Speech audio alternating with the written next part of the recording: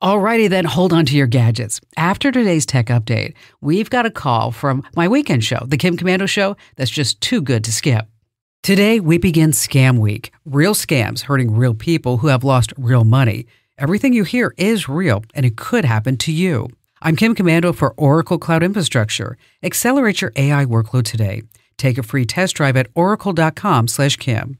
The 78-year-old father of a Kim Komando Show listener received an unsolicited phone call claiming to be from an antivirus company. The father really is a customer of that company. The caller claimed he was owed $100.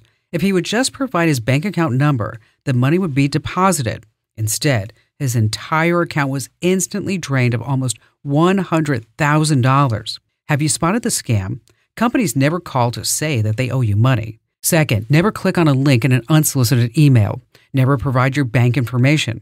How did they get his name and number? A data hack, but who knows when and where. Educate your parents, grandparents, and kids. No one has to be a victim. Sign up for my free newsletter right now at getkim.com. All right, just as I promised, here's a fantastic call for my show that you've got to hear. Mort in Tacoma, Washington. Hi there, Mort. Hi, Kim. This is a great pleasure and an honor. I have really never expected to, in my whole life, to hear from a celebrity, but I did, and so this is exciting. Oh, well, thank you, Mort. What's going on? Well, I'm an old codger. I'm 81, and I'm used to the good old music from the 60s, 70s, 80s, and maybe even some of the 90s. And I have a large collection of CDs that have all these old songs on. And several years ago, I attempted to rip and burn several of these old music onto my iPhone. And it worked, and I have probably, at one point I had a couple of hundred, now I have 100. Somehow or another they get lost in the ether. I think they disappear up into heaven. But anyway, I wanted to re-download the songs, and I couldn't remember the techniques. I went online, and nothing really was clear for me to understand. And I thought, well, I'd ask you because I read your newsletter, and I really glean a lot of great information out of it. Well, thank you. So, but one question, Mort. What's a CD?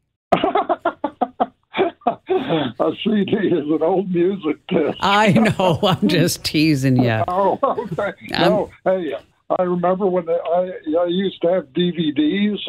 Before that, I had VHS. I had all of that old stuff, 8-track. Oh, God. Remember 8? Yeah, 8. My sister used to have 8-track. I remember I used to get in her car. She had a Barracuda. She's 11 years older than me, and I remember getting in and her putting in like an 8-track of, oh, gosh, I don't know, probably Bruce Springsteen because we were from New Jersey, something like that. Yeah.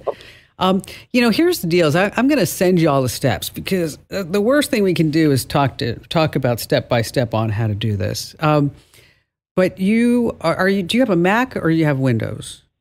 I have Mac. Okay. Everything I have is Apple. Okay, that makes life a lot easier because you're just going to use the music app.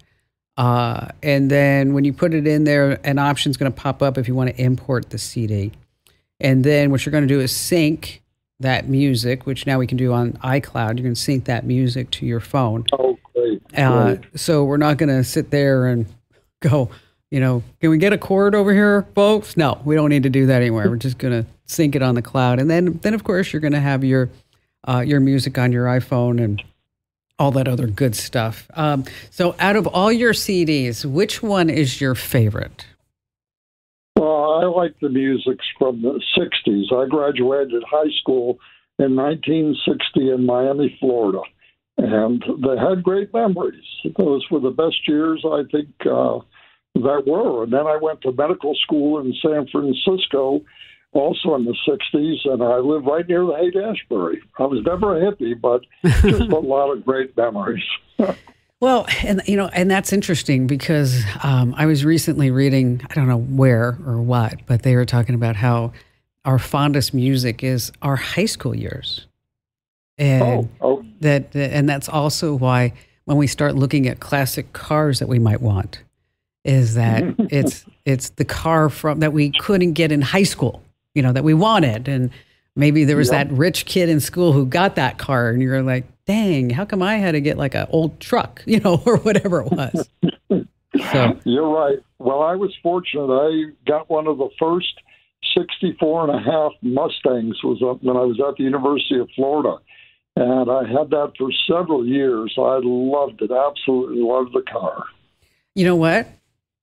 I have a 64 and a half Mustang. Oh, wow. Yes. Maybe we're related. I bet we're related. Maybe it was your car. No. Maybe that's it. It was white with a black top. No, mine is blue with a black top and red pinstriping. Oh, wow. And that is beautiful. You know what? It is. It is. I love that car. And I don't know. I mean, obviously, that was not my high school car, but I just think it's just a fabulous, beautiful piece of art, really. And what's also so cool, Mort, is that when I'm driving around with the top down, everybody smiles. Yeah, everybody, you get a thumbs up. Everybody, it's like I also have a 1946 Chevy pickup truck. That's also pretty cool. And that thing, I mean, I think I walk faster than that truck, but it's okay. So it was fun.